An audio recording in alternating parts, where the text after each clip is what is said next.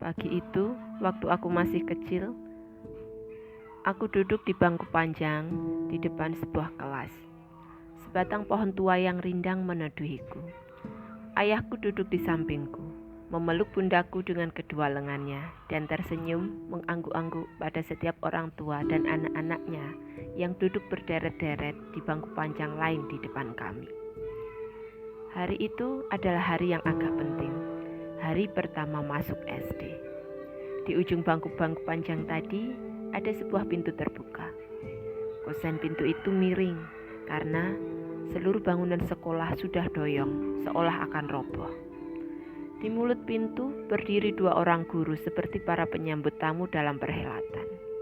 Mereka adalah seorang bapak tua berwajah sabar, Bapak K.A. Harfan Effendi Nur, sang kepala sekolah, dan seorang wanita muda berjilbab, Ibu N.A. Muslimah Hafsari atau Bu Mus.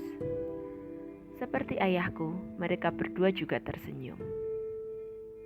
Namun, senyum Bu Mus adalah senyum getir yang dipaksakan, karena tampak jelas beliau sedang cemas. Wajahnya tegang dan gerak-geriknya gelisah.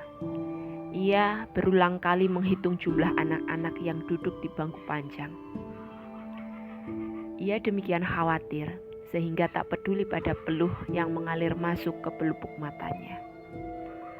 Titik-titik keringat yang bertimbulan di seputar hidungnya menghapus bedak tepung beras yang dikenakannya, membuat wajahnya coreng-moreng seperti pemeran emban bagi permaisuri dalam Dul Muluk, sandiwara kuno kampung kami. 9 orang, baru 9 orang Pamanda Guru. Masih kurang 1, katanya gusar pada bapak kepala sekolah.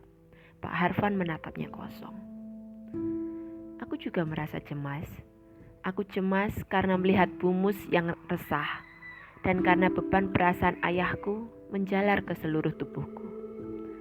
Meskipun beliau begitu ramah pagi ini, tapi lengan kasarnya yang melingkari leherku mengalirkan degup jantung yang cepat. Aku tahu beliau sedang gugup, dan aku maklum bahwa tak mudah bagi seorang pria berusia 47 tahun, seorang buruh tambang yang beranak banyak dan bergaji kecil, untuk menyerahkan anak laki-lakinya ke sekolah. Lebih mudah menyerahkannya pada toke pasar pagi untuk jadi tukang parut, atau pada juragan pantai untuk menjadi kulit kopra, agar dapat membantu ekonomi keluarga. Menyekolahkan anak berarti mengikatkan diri pada biaya selama belasan tahun, dan hal itu bukan perkara gampang bagi keluarga kami. Kasihan ayahku. Maka aku tak sampai hati memandang wajahnya.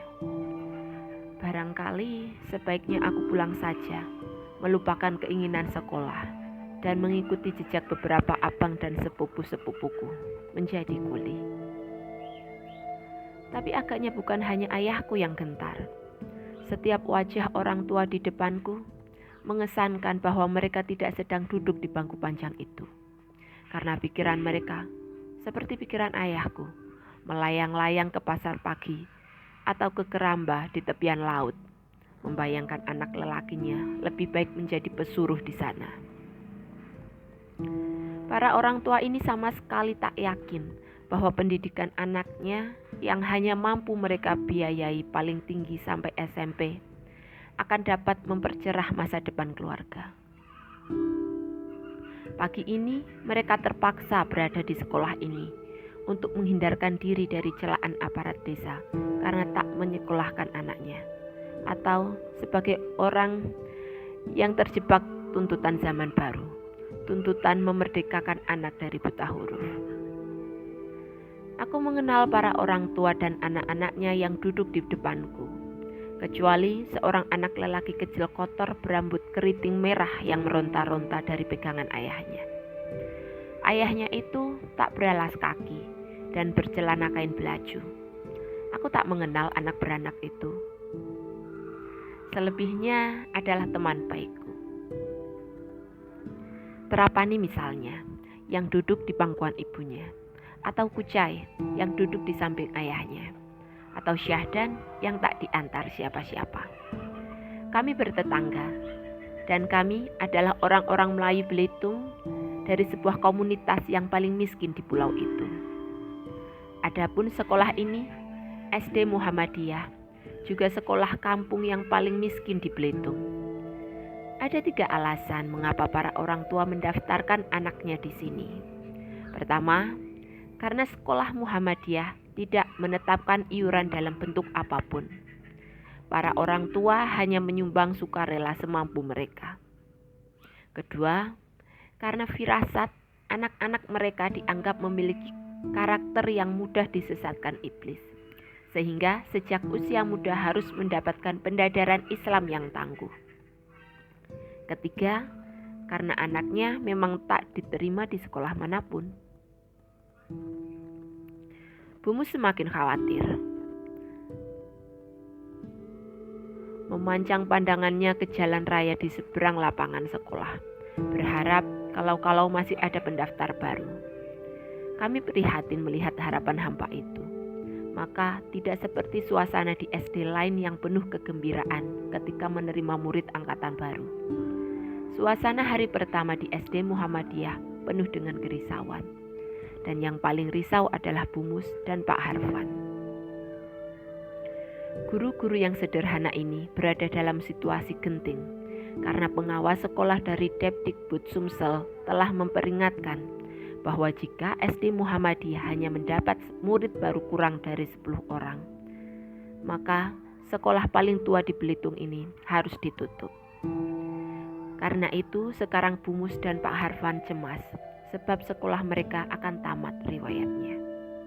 Sedangkan para orang tua cemas karena biaya, dan kami 9 anak-anak kecil ini yang terperangkap di tengah cemas kalau kami tak jadi sekolah.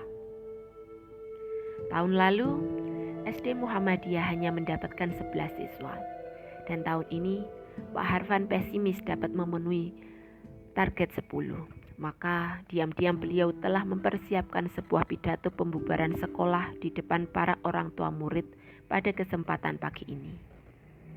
Kenyataan bahwa beliau hanya memerlukan 1 siswa lagi untuk memenuhi target itu menyebabkan pidato ini akan menjadi sesuatu yang menyakitkan hati. Kita tunggu sampai pukul 11, kata Pak Harfan pada Bumus dan seluruh orang tua yang telah pasrah. Suasana hening. Para orang tua mungkin menganggap kekurangan 1 murid sebagai pertanda bagi anak-anaknya bahwa mereka memang sebaiknya didaftarkan pada juragan saja. Sedangkan aku dan agaknya juga anak-anak yang lain merasa amat pedih. Pedih pada orang tua kami yang tak mampu. Pedih menyaksikan detik-detik terakhir sebuah sekolah tua yang tutup justru pada hari pertama kami ingin sekolah.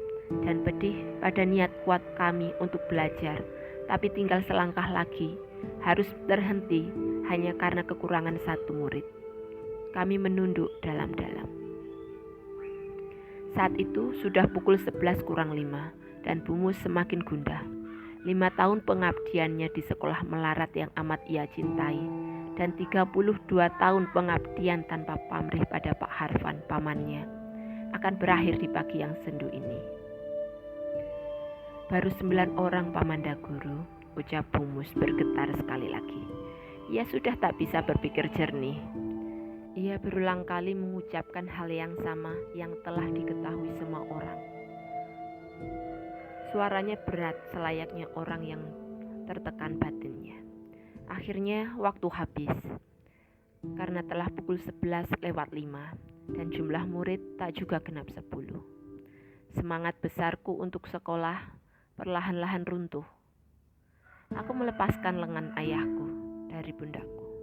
Sahara menangis terisak-isak mendekap ibunya karena ia benar-benar ingin sekolah di SD Muhammadiyah. Ia memakai sepatu, kaos kaki, jilbab, dan baju, serta telah punya buku-buku, botol air minum, dan tas punggung yang semuanya baru. Pak Harfan menghampiri orang tua murid dan menyalami mereka satu persatu. Sebuah pemandangan yang pilu. Para orang tua menepuk-nepuk bahunya untuk membesarkan hatinya. Mata Bumus berkilauan karena air mata yang menggenang. Pak Harvan berdiri di depan para orang tua. Wajahnya muram. Beliau bersiap-siap memberikan pidato terakhir. Wajahnya tampak putus asa. Namun, ketika beliau akan mengucapkan kata pertama Assalamualaikum, seluruh hadirin terperanjat karena Trapani berteriak sambil menunjuk ke pinggir lapangan rumput luas halaman sekolah itu. Harun! Kami serentak menoleh. Dan di kejauhan tampak seorang pria kurus tinggi berjalan terseok-seok. Pakaian dan sisiran rambutnya sangat rapi. Ia berkemeja lengan panjang putih yang dimasukkan ke dalam. Kaki dan langkahnya membentuk huruf X, sehingga jika berjalan, seluruh tubuhnya bergoyang-goyang hebat. Seorang wanita gemuk setengah baya yang berseri-seri, susah payah memeganginya. Pria itu adalah Harun, pria jenaka sahabat kami semua, yang sudah berusia 15 tahun dan agak terbelakang mentalnya. Ia sangat gembira dan berjalan cepat setengah berlari, tak sabar menghampiri kami. Ia tak menghiraukan ibunya yang tercepuk-cepuk kewalahan menggandengnya. Mereka berdua hampir kehabisan napas ketika tiba di depan Pak Harvan. Bapak guru, kata ibunya terengah-engah. Terimalah Harun, Pak, karena SLB hanya ada di Pulau Bangka. Dan kami tak punya biaya untuk menyekolahkannya ke sana. Lagi pula, lebih baik kutitipkan dia di sekolah ini daripada di rumah ia hanya mengejar-ngejar anak-anak ayamku. Harun tersenyum lebar, memamerkan gigi-giginya yang kuning panjang-panjang. Pak Harvan juga tersenyum. Beliau melirik Bumus sambil mengangkat bahunya. Genap 10 orang, katanya. Harun telah menyelamatkan kami. Dan kami pun bersorak. Sarah berdiri tegak, merapikan lipatan jilbabnya dan menyandang tasnya dengan cepat. Ia tak mau duduk lagi. Bumus tersipu. Air mata guru muda ini surut dan ia menyeka keringat di wajahnya yang belepotan karena bercampur dengan bedak tepung beras.